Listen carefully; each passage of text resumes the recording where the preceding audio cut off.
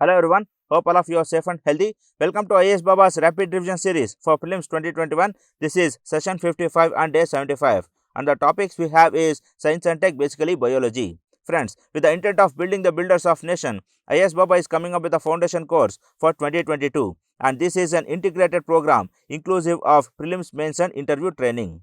And moreover friends, we are providing the mentorship from the subject-wise experts, and it also consists of motivation and guidance from the UPSC toppers as well. And with the intent of reducing your burden in searching the study materials, even the value added notes are provided.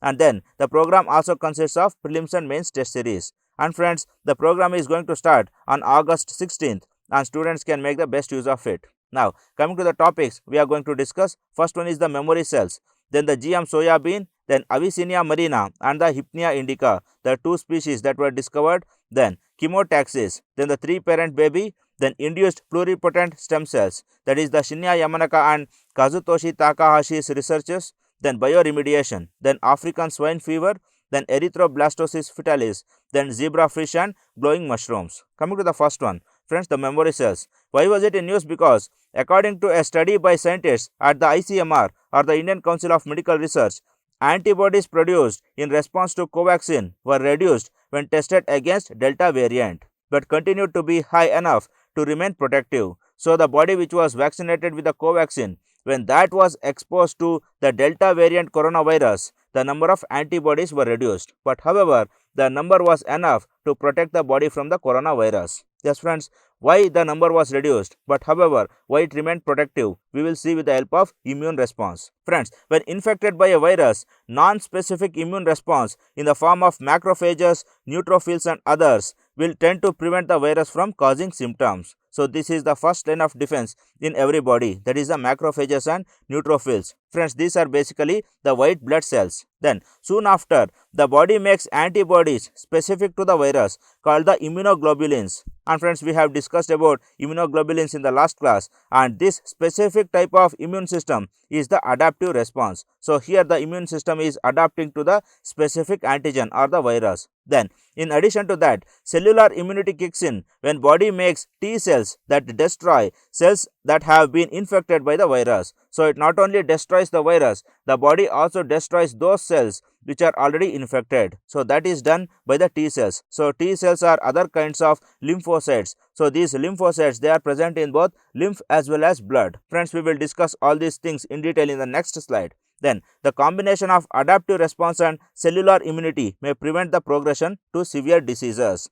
So this adaptive response and then the cellular immunity, that is eating our own cells, these are the two main kinds of defenses against any viruses. Then beside T cells, body also makes memory B cells which rapidly produce antibodies when required. So these memory B cells are the most important ones for keeping up the memory, and this is what which contributed for the remembering of the memory of the Covaxin and which produced antibodies when the body was exposed to the Delta variant. Then if they find virus again, they remember and start to make antibodies quickly. So these memory B cells, these are the memory cells which remember the types of antigen that were exposed to earlier. And then also pre-existing memory T cells may only reduce COVID-19 severity but not prevent the infection. So if these memory B cells were absent, these T cells, they can only reduce the severity but they do not prevent infection. So without memory B cells, the immune system will not be effective. But however, these memory T cells, they also contribute much. How they will contribute, we will discuss here.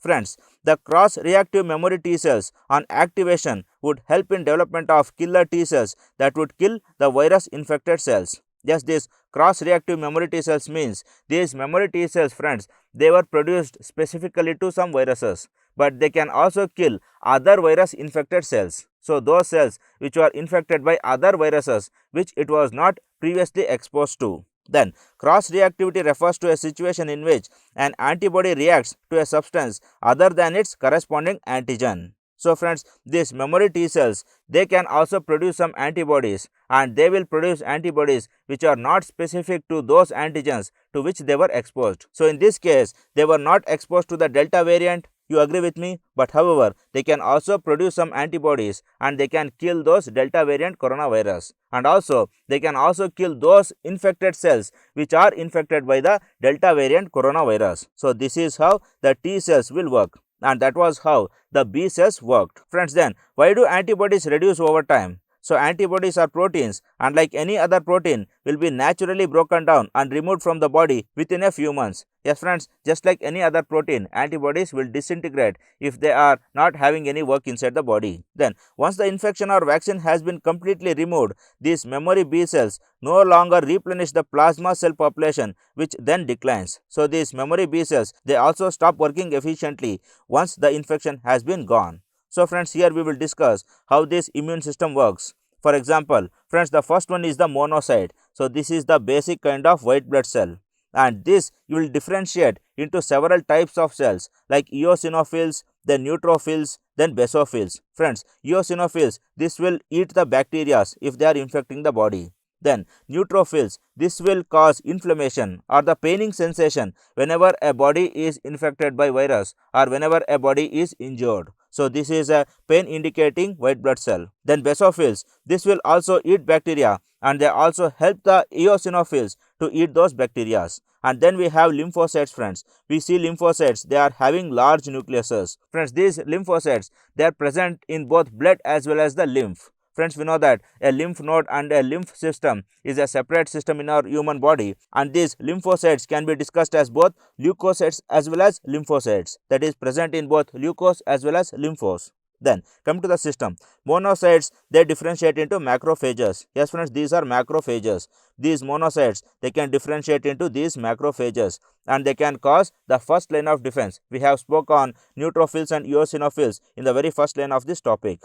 And then the second line of defense is from the lymphocytes. So, what do these lymphocytes produce? They produce two types of cells, that is the B cells and the T cells. Friends, we have discussed the killer T cells which killed those cells which were infected by virus. Yes, this was the second line of defense. And then it also produced B lymphocytes. So, friends, these B lymphocytes, they will not eat any cell, but however, they differentiate into plasma cells. So, here we had discussed plasma cells in the last line. So, these plasma cells, they go on to create or produce antibodies which are specific to the antigens or which are specific to the virus. So, this is how these B cells, they will keep the memory, and whenever the memory related antigen is triggered, then it will produce plasma cells and plasma cells will go on to produce antibodies. So, this is the mechanism of the B lymphocytes. Then T lymphocytes. Friends, there are two types of T lymphocytes, that is the killer T cells which will go on and kill the cells. But however, there is other kind of cell, that is the helper T cells. So, this helper T cells, this will help the killer T cells. So, here we have discussed during the reactive memory T cells, these T cells, they also can produce antibodies. So, these are the helper T cells which will help by producing antibodies and by producing other enzymes which can help the killer T cells to effectively kill those infected cells. So, this is all about the immune system. I hope you have understood. Then come to next topic, the GMA soya bean. Friends, why was it in news? Because the poultry industry, it seeks extension of loans and import of GM soya bean into India. Friends, since long back we have been importing GM soya bean into India and we are consuming it. So, in that context, GM soybean becomes important. Now, some of the key points regarding GM crops. India allows import of GM soybean. Yes, we have discussed then. The only crops approved for the cultivation are BT cotton. Yes, friends, only this is being cultivated in India. Then, talks are on to allow HTBT cotton. These herbicide tolerant BT cottons are being on the offing in order to enter into fields, but the GEAC has stopped it. We will see what happens next. Then in 1994, the Calgene's delayed ripening tomato or the flavor saver tomato became the first genetically modified food crop to be produced and consumed in an industrialized country. So, this flavor saver tomato, this is the first GMO food crop. So, this fact is also worth remembering. So, soya bean is also a food crop, but it came after flavor saver tomato. Then come to more about the soya bean, that is the GM soya bean. The Roundup Ready soya bean, this was the first GM soya bean that was produced, and these are varieties of glyphosate resistant soya beans produced by Monsanto. So, these are glyphosate resistant soya beans and these are produced by Monsanto. Friends, we have discussed about glyphosate in the last class. This is a herbicide, and this Roundup Ready soybean, it is resistant to herbicide, or in other words, when we spray this glyphosate, all other weeds will damage and only this soybean will survive. So this is how the Roundup Ready soybean, which is glyphosate resistant, which will be helpful for the farmers. Then glyphosate kills plants by interfering with the synthesis of essential amino acids like phenylalanine, tyrosine and tryptophan. So these are the proteins which were curbed by the glyphosate. But however, if we introduce one gene which will re-trigger these proteins, then that plant becomes tolerant to glyphosate. You agree with me? Now, what is that gene which re-triggered these proteins and which acted against the action of glyphosate? So friends, some microorganisms, they re-triggered these amino acids with the enzyme called 5-enolpyruvyl shikimate 3-phosphate synthase. So this was the enzyme which re-triggered the amino acids, and it is shortly called as EPSPS. Then the Roundup Ready soya beans express a version of EPSPS from CP4 strain of bacteria Agrobacterium tumefaciens. So friends, this Agrobacterium tumefaciens, they had this enzyme, that is EPSPS enzyme, and this EPSPS enzyme which were tolerant to glyphosate, which were taken out from this Agrobacterium tumefaciens bacteria, and it was introduced into GM soybean, and that is how it became the Roundup Ready soybean. Then the plasmids with EPSPS and a genetic promoter was inserted into soybean germplasm. Then the promoter called E35S was derived from cauliflower mosaic virus.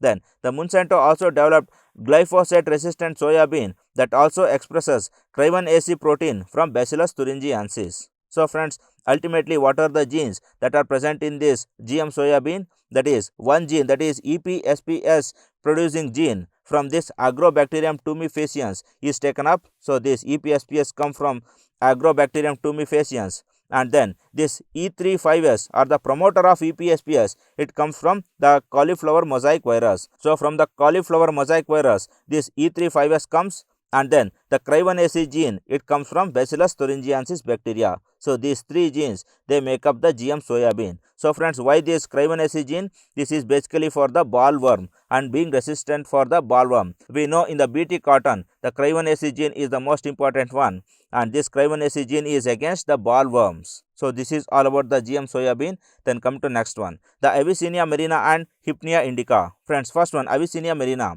Friends, why was it in news? Because scientists at the Department of Biotechnology have reported the genome sequence of a highly salt tolerant and salt secreting true mangrove species, Avicennia marina. So this is a salt tolerant and salt secreting plant. Then Avicennia marina, it is found in all mangrove formations in India. So it is not specific to any single place. It is present in all mangroves. Then it grows optimally in 75% seawater and tolerates more than 250% of seawater. So this is huge tolerance it has. Then it excretes 40% of the salt through salt glands in the leaves. So it excretes the salt. This is one more criteria, and it can exclude salt entry into the roots. So with the help of osmosis and reverse osmosis control, it can exclude the salt entering into the roots. Then the significance of this Avicennia marina. Friends, we know that salinity, it is prevalent in more than 90 million hectares globally, and salinity is also present in more than 6.73 million hectares in India, and it is estimated to cause an annual loss of 27 billion US dollars. So salinity is a major cause for the destruction of agriculture all over the world. So these salt tolerant crops, they can have a huge edge over other crops. Then the genomic resources will help developing drought and salinity tolerant varieties of important crop species. So for the production of salinity tolerant crops, this Avicennia marina's discovery will become important. Then come to next, Hypnea indica. Friends, why was it in news? Because two new species of seaweeds have been discovered in Central University of Punjab. So this was recently discovered, and the species, it is named Hypnea indica and Hypnea bullata. So these are two varieties actually, and they are part of genus Hypnea or the red seaweed. So these are basically the red seaweeds. Then they grow in intertidal regions of the coast. So in the intertidal coast, that is the gap between the high tides and the low tides, these seaweeds are prominent. Then details of the genus. The genus Hypnea consists of calcareous erect branched seaweeds. So these are calcareous, that is the calcium is prominent there and they are erect. So they have a strong stem and they are branched seaweeds. So there are branches as well. Then Hypnea indica was discovered in Kanyakumari in Tamil Nadu and then in Somnath Patan and Sivrajpur in Gujarat. So in Gujarat and Tamil Nadu they are present prominently. Then Hypnea bullata was discovered from Kanyakumari again and Diu island of Daman Diu. So this is present in Kanyakumari and Daman Diu and this is present in Gujarat and Tamil Nadu. Then significance for the food industry. Friends, species of Hypnea contain the biomolecule carrageenan which is widely used in food industry, and extensive calcareous deposit on the body can also be beneficial. So this biomolecule carrageenan, it is used for thickening of creams, gels, etc. So this is how the carrageenan gum, it looks as a powdered form, and then it is also a calcareous depositing plant. That is why for the production of calcium related eatables, these Hypnea plants will be helpful. So this is all about Avicennia marina and Hypnea indica. Then come to next one, chemotaxis. Friends, why was it in news? Because recently scientists, they tracked the behavior of intestinal bacteria E. coli. Friends, we know that this E. coli bacteria is present in all intestines and this is a harmless bacteria, and some behavior of this was tracked. Now coming to the key findings, they have shown that there is an optimum size of receptor clusters at which E. coli cell shows the best directed motivation guided by the chemical signals received from its environment. So there is optimum size of some chemical receptors around the body of E. coli which will help in guiding the motion of this E. coli towards a chemical stimuli. Then to quantify the performance, they measured how fast the cell climbs up the concentration gradient. So when a solution of different concentration is kept, so how fast this E. coli moves from lower concentration to higher concentration solution. So this is how it was checked. Then according to the team, good performance also means a strong ability of the cell to distinguish between nutrient rich and nutrient depleted environment. So even that was checked. Then according to present study, as cluster size increases, sensing is enhanced which improves the chemotactic performance. So this was the current, but this study it disproved the current knowledge. Friends, we will discuss in detail. Friends, here we have an E. coli bacteria and these are the chemical receptors that are present all over the body. So these absorb the stimuli of the environment and they guide the mobilization of E. coli. And now currently it is known that the larger the size of these chemical receptors, then the more will be the efficiency of absorption and more will be the efficiency of guiding the E. coli in its motion. But however, the researchers have found that it is not like that. It is an optimum size wherein the efficiency will be maximum, but if the size increases after that, then the efficiency of motion of E. coli decreases. So just like every enzyme which has an ambient pressure temperature wherein its reactivity is high, the same way even these chemical clusters and the receptors, they have an optimum size on which their efficiency will be maximum. So on that optimum size, their efficiency increased. So on that particular size, this E. coli it moved faster from lower concentration solution to higher concentration solution, or in that point of size it moved fastly from a nutrient depleted solution to a nutrient rich solution. So this is what the study found out. I hope you have understood. Then coming to more about chemotaxis. Friends, it is the movement of an organism or entity in response to a chemical stimulus. Yes friends, how E. coli moved from a lower concentrated solution to higher concentrated solution, it was via chemotaxis. Then somatic cells, bacteria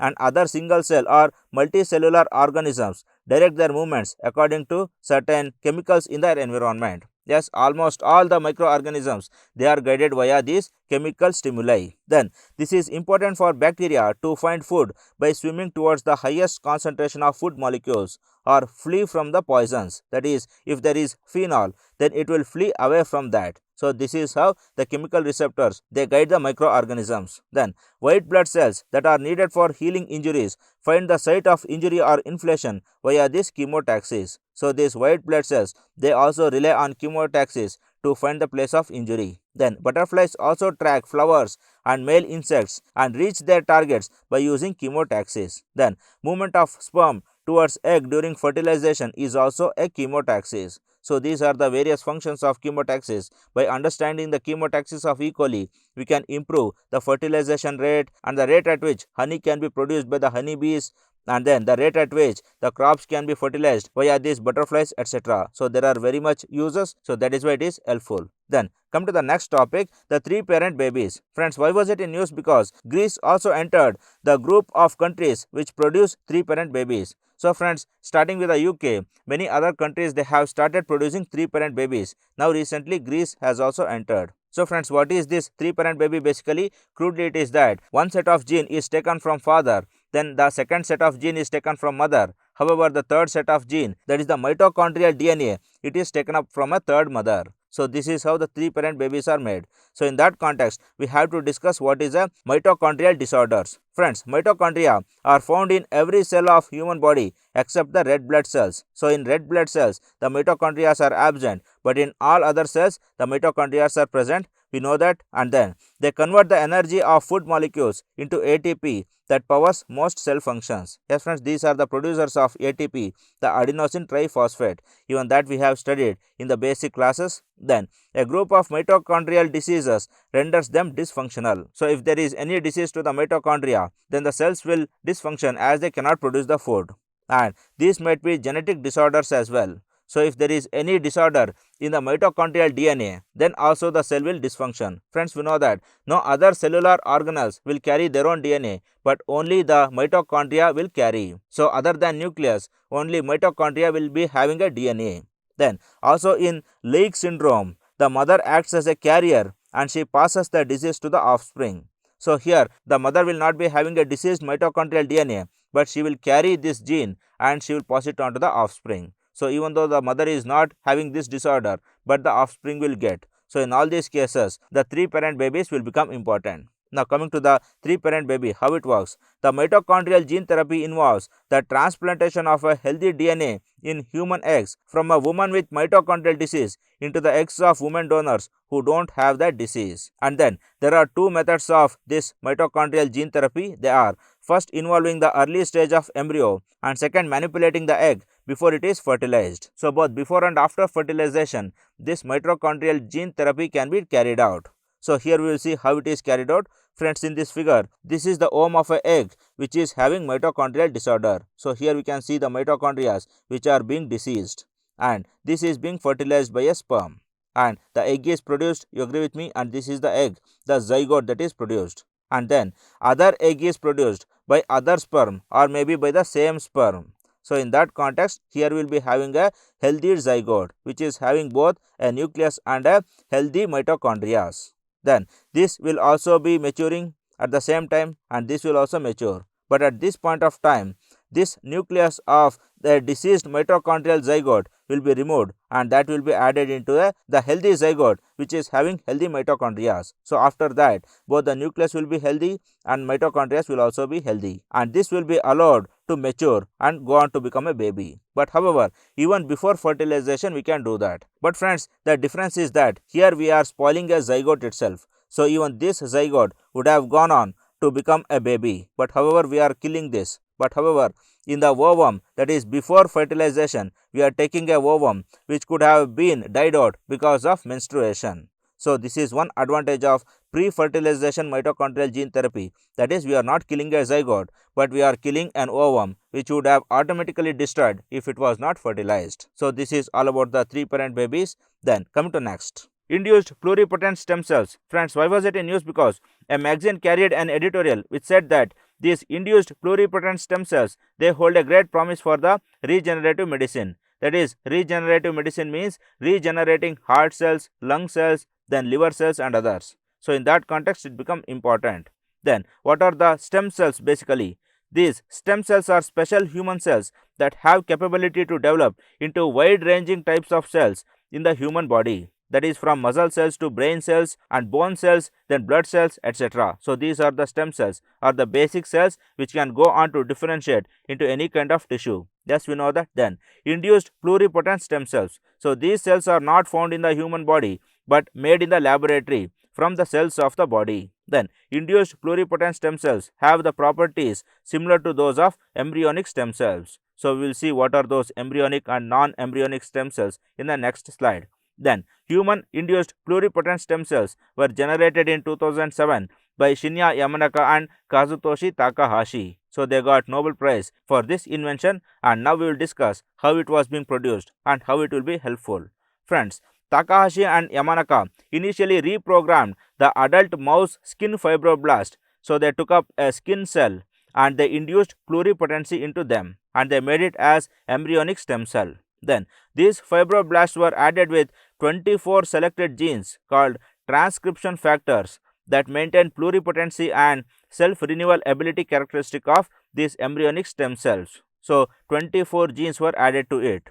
So some of the important genes were the octamer binding transcription factor 4. So the OCT4 was one gene, then sex determining region or the SOX2 was the second one, and cellular myelocytomatosis or the oncogene, that is the c-MYC, the third one, then Kruper-like factor 4 or the KLF4. These are the 4 types of genes which were introduced and these become important, and these are also known as Yamanaka factors. So the OCT4, then SOX2, c-MYC and KLF4. So this we will remember. And now coming to more about the induced pluripotent stem cells. Friends, when the sperm it fertilizes an ovum, then the eggs are created. So here we can see how an egg is created, and then this egg it will differentiate or divide continuously and it will form a morula. So this morula, these are cell masses which are very primitive in nature, and this morula it consists of totipotent cells. So what is this totipotent cell? These cells they go on to differentiate into 2 types of cells,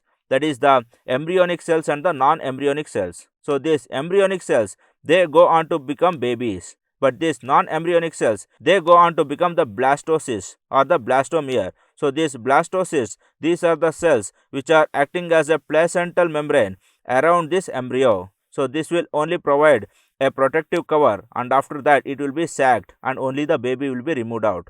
So this is just like the cotyledons of a seed. So this is the difference between embryonic and non-embryonic stem cells. Then this embryonic stem cell it is called the inner cell, and this is pluripotent in nature, and these cells they have the capability of dividing themselves into muscle cells, blood cells, bone cells, etc. So these inner embryonic cells they are called the pluripotent cells. So I hope you have got the difference between totipotent and pluripotent. Totipotent they have the capability to become blastocysts as well, but pluripotents they don't have the capability to become blastocysts, but they can become any other cell inside the human body. Then coming to the induced pluripotency, friends, we take up a muscle cell or a blood cell, and these are called the somatic cells or those which are already differentiated. And for this we will induce or introduce the Yamanaka factors, those 24 factor genes, and then after inducing it will be cultured, and so the induced pluripotent stem cells will be produced, and these stem cells they can go on to differentiate into muscles, brain, nerve cells, etc. Even the induced pluripotent stem cells which are being produced from the red blood cells, they can also go on to become a brain cells, or which are being produced from the muscle cell, they can become the lung cells. So likewise, even the interchangeability can happen because of this induced pluripotency. So this is all about the induced pluripotent stem cells. Now come to the next one, bioremediation. Friends, why was it in news? Because the oil spills are increasing day by day. So the Canadian Arctic and the Mauritian shores they experienced huge oil spills even this year. So in that context, bioremediation, how these animals or microorganisms or plants they can curb these oil spills or how they can eat this spilled oil, it becomes important. So in that context, bioremediation will be studied. So friends, there are 2 types of bioremediation, that is in situ and ex situ bioremediation. So this in situ treatment is limited by nature of the soil. In most of the soils, effective rate of oxygen diffusion of bioremediation extend only to a few centimeters to about 30 centimeters into the soil. So these soils they have the capability to bioremediate only up to 30 centimeters. So beyond that the bioremediation cannot happen. So this in situ it takes place only within the 30 centimeter, and this is done only up to this depth. That is why it is called in situ. Then the types of in situ bioremediation. First is the bioventing. Friends, here the only air is supplied into the soil so that the oxygen supply is increased, and the present microorganisms they will be induced in order to eat these wastes and in order to remediate the soil. Then biosparging, it involves pressurized injection of air below the water table to increase the content of groundwater oxygen concentration. So here in this biosparging, the air is supplied from below the water table. So we will dig here and we will go below the water table and we will start bubbling from down. So here what happens, the water rises up and the dissolved oxygen in water, that will supply the oxygen to the microorganisms to bioremediate. So here from both the topper atmospheric oxygen and the dissolved oxygen from water, both of them, they will help in curbing the wastes and thus bioremediating the soil.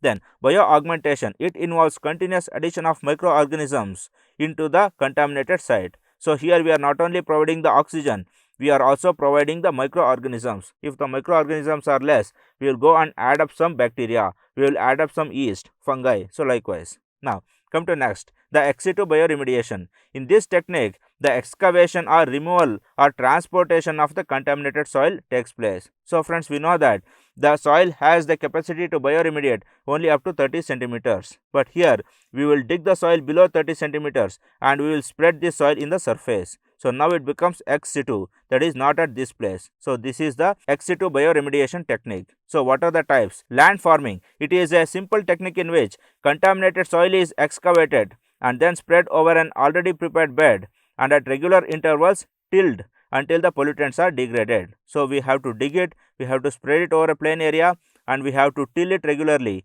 so that the bioremediation will be eased. Then composting. It involves mixing the contaminated soil with non-hazardous organic materials such as manure or agricultural waste. So by adding this, the bacteria will get extra nutrients in order to remediate the soil. So we can mix the waste with the cow dungs, etc. Then biopiles. They are a mixture of land farming and composting. Characteristically, they are used for treatment of surface contamination with the petroleum hydrocarbons. Friends, we know that these petroleum hydrocarbons, they will be having a similar kind of carbon compounds and bacteria, they cannot continuously eat this one. So we will mix them with the manure, that is the non-hazardous organic material, which is similar to composting. You agree with me? And now this soil will be spread on the surface and it will be tilled so that it will remediate fastly. So this is a mixture of both land farming and composting. Then bioreactors. So these bioreactors are the protected reactors wherein a temperature and pressure is fixed and in the ambient temperature and pressure the bioremediation takes place within the reactor. So just like how the nuclear reactor works, the bioremediation reactors also work. So these are some of the types of bioremediation. Now coming to some of the examples. Friends, Pseudomonas spitida, this is a bacteria and it is involved in bioremediation of toluene, a component of paint thinner. So if the paint is very thick, we add toluene and turpentine, you know that. So this toluene will be bioremediated, it will be eaten up by this Pseudomonas spitida. Then this Pseudomonas spitida, it is also capable of degrading naphthalene, a product of petroleum refining industry. So even naphthalene can be bioremediated by this Pseudomonas spitida. Then Dichloromonas aromatica.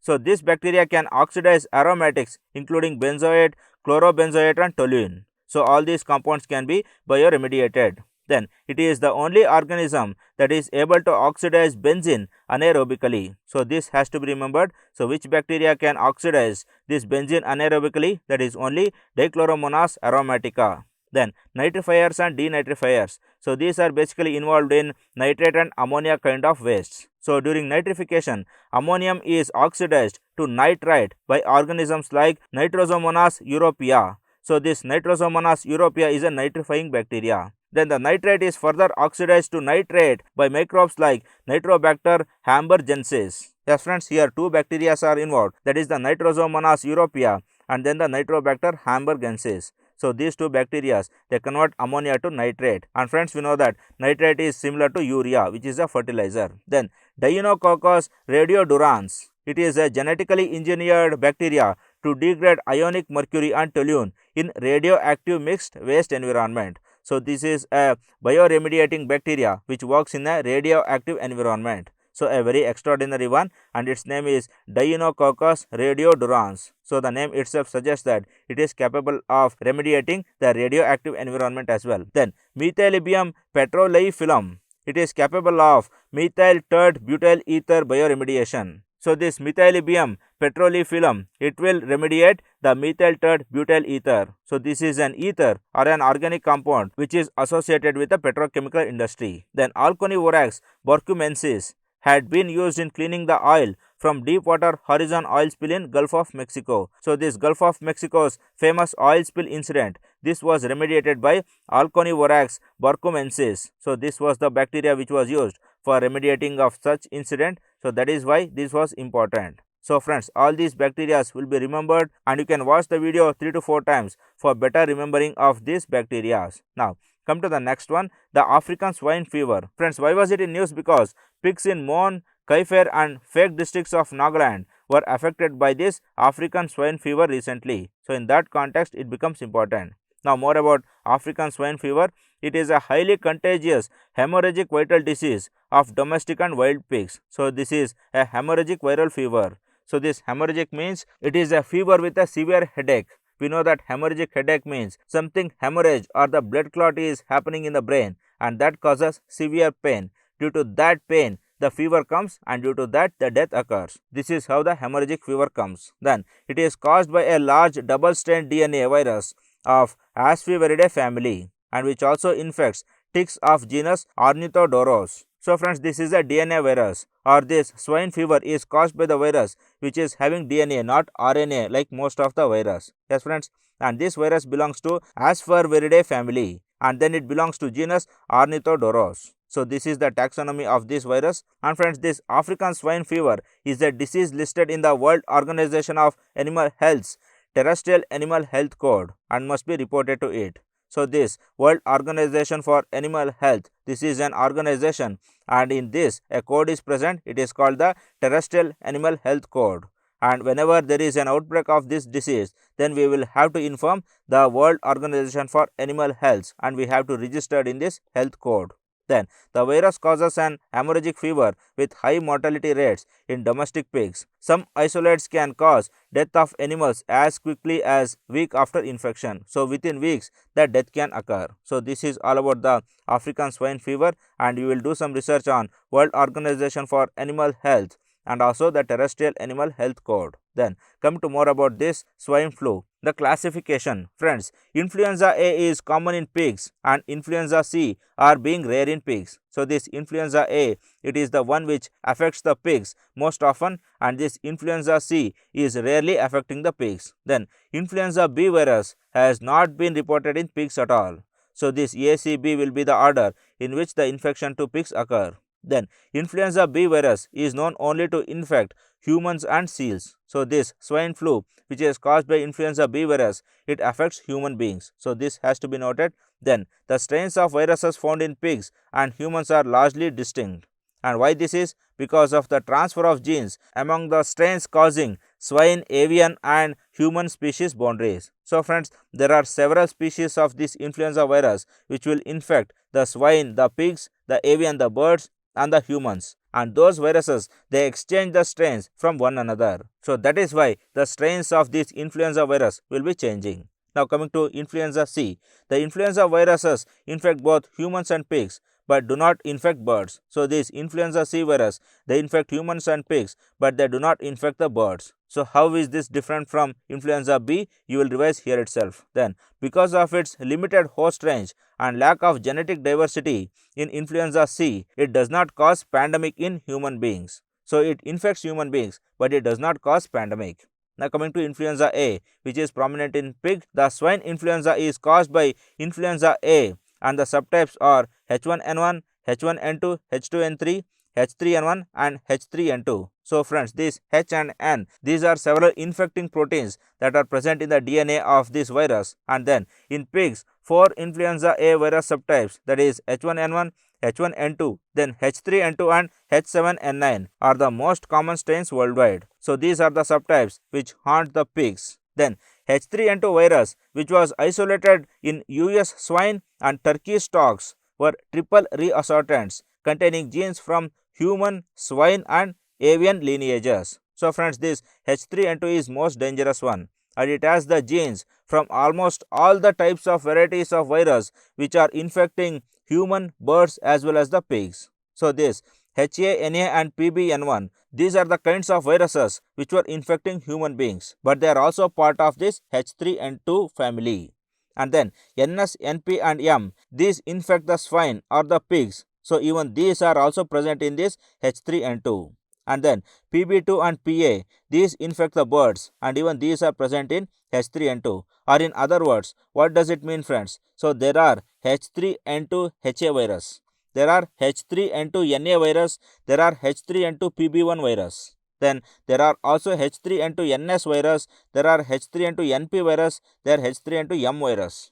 And but obvious, there are H3N2 PB2 and H3N2 PBA virus. So these are various variants, and these are having genes from all the three lineages. So that is why it becomes the most dangerous one. So this is how various varieties of influenza viruses are being categorized. So I hope you have understood. Coming to next, erythroblastosis fetalis. Friends, why was it in news? Because recently there was an article which said that Neanderthals and Denisovan blood groups have been deciphered. So the researchers, they have found out what were the blood groups of these Neanderthals and Denisovans. These are the primate human beings. We will see what was the discovery. Friends, it was long thought that Neanderthals all had the type O blood groups. So they had only type O blood groups. They didn't have A, B and ABO blood groups, just like how we human beings have. Then, just as chimpanzees all are type A and gorillas all with type B. So these chimpanzees, they have only A group bloods, and these gorillas, they have only type B groups. And very similar to this, the researchers have thought that Neanderthals, they had only O groups. But however, recently it was known that they have the A, B, AB and O groups as well. So almost all the groups that are present in human beings are also present in Neanderthals and Denisovans. And also it was discovered that Neanderthals harbored a unique Rh allele absent in modern humans. Friends, we know that human beings have only two Rh alleles, that is Rh positive and Rh negative. But these Neanderthals, they had a unique Rh allele which was even absent in human beings as well. So now what was the combination of this Neanderthals blood group? It might be A, B, AB, O, or even it might be ABO unique Rh allele. Then cause of disappearance. Friends, discovery also reports that these ancient hominins exhibited very little genetic diversity, and that they may have been susceptible to hemolytic diseases of fetus and the newborn. So this erythroblastosis fetalis was the main reason why the Neanderthals and Denisovans, they disappeared. Then these clues strengthen the hypothesis that low genetic diversity together with the low reproductive success contributed to the disappearance of Neanderthals. So this erythroblastosis fetalis was the main reason why they disappeared. Friends, how this erythroblastosis fetalis works, we will see here. Friends, take up two human beings, that is one male and female, and this male will be having Rh positive factor and female will be having Rh negative. That is, he might be having O positive blood group, she might be having O negative, or even A positive, A negative, AB positive, AB negative, even that will be possible. For the sake of example, we have taken this, do not confuse. Now, this O positive blood group, it will be having antigens. Yes, friends, remember, positive blood group will be having antigens, that is Rh antigens. Then the O negative will be having antibodies, that is Rh antibodies. Yes, friends, but now initially Rh negative will be not having antibodies at all. It will be neither having antibodies and nor antigens. Now what happens? Now this baby will be formed. Now when the baby is formed, if the baby gets the positive group or the O positive blood group due to the gene combination, then this will be having antibodies. But this is a first baby and this will not be having antibodies. So now the first baby will be born normally. Hence there will be no problem for the first baby. Now come to the second baby. Friends, with the first baby, this positive antigen will be exposed to this negative blood group. You agree with me? So now this negative blood group will be developing antibodies. So now this body has antibodies in that. So now this mother, she carries antibodies against these antigens. And now the baby gets the positive blood group. And now this baby will be having the antigens because of positivity, and she will be having so much of antibodies. So these antibodies, they strike and kill this baby, because these antibodies feel that these antigens, they are foreign agents. So that is how the erythroblastosis fetalis occurs. So because of this erythrosis, because of the change in the blood group, the blastosis or the blastomere, it will undergo fetalis. So that is why the name erythroblastosis fetalis. Now with the remediation, if we make sure that this positive antigens, if they are silenced with the help of some treatment, then there will not be reaction between this antibody and antigen and the baby can survive. So this is how the erythroblastosis fetalis occurs, and this might have been the reason for the disappearance of Neanderthals and Denisovans. Then come to the next one, zebrafish and glowing mushrooms. Friends, coming to the first, zebrafish.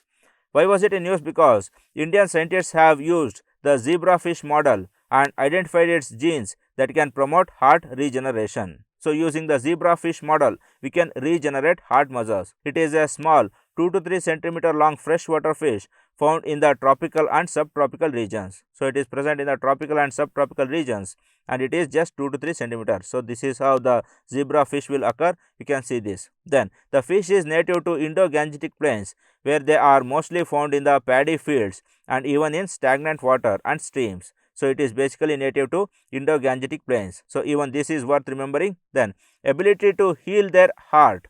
The ability of zebrafish to heal their heart after injury makes them an attractive model to investigate mechanisms governing the regenerative process. Then years of efforts have helped researchers identify the cellular communication network factor, or the 2A, that is the cellular communication 2A gene, that can promote heart regeneration by enhancing cardiomyocyte proliferation. So this gene, if it is introduced to human body, the human body can also enhance cardiomyocyte proliferation, or they can produce cardiomyocytes or the heart muscle cells anew. So friends, we know that these heart muscle cells, they can be produced only up to certain age, but after that it cannot be produced. It will stop producing. The same cells, they have to work till the end. But however, if this gene is added, then the new cells can be prepared and the heart can regenerate itself. So this will be a great help for the cardiac diseases and other disorders. Then come to next one, the glowing mushrooms. Friends, why was it in use? Because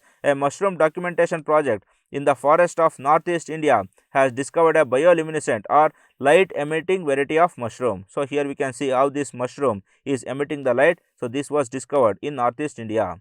Friends, now coming to the species, the Rhoridomyces and Phyllostocades. The new species, it was discovered and first sighted near a stream in Meghalaya's Mawlyng in East Khasi Hills district. So this was found in Mawlyng East Khasi Hills district, and it is now one among the 97 known species of bioluminescent fungi in the world. So already there are 96 bioluminescent fungi, and this will be the 97th one. Then the bioluminescence in fungi. Friends, bioluminescent organisms are found both in ocean and terrestrial environments. Then the color of the light emitted by the organism depends on its chemical properties. So which color it will emit, it depends on the chemical reaction that undergoes. Yes, we know that. Then in case of fungi, the luminescence comes from the enzyme called luciferase. So even in many plants and even in many animals, this luciferase enzyme is the sole contributor for bioluminescence. Then the green light emits when the luciferin is catalyzed by the enzyme luciferase in the presence of oxygen.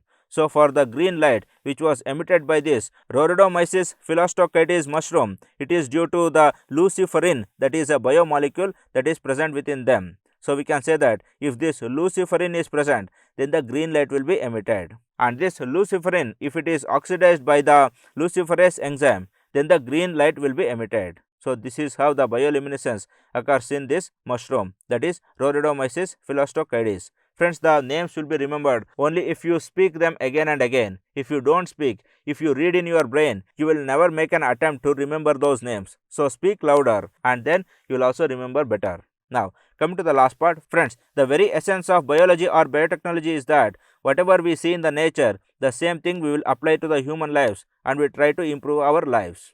So in that case, the great lesson we learn is the nature is the great teacher. Yes friends, truly nature is the greatest teacher. And friends, we remember that no college, no university, no any institute can teach you better than a hunger will teach you. So this is how we learn from the nature, and learn as much as possible, but learn it without disturbing the nature. Do it. All the very best. Good luck friends.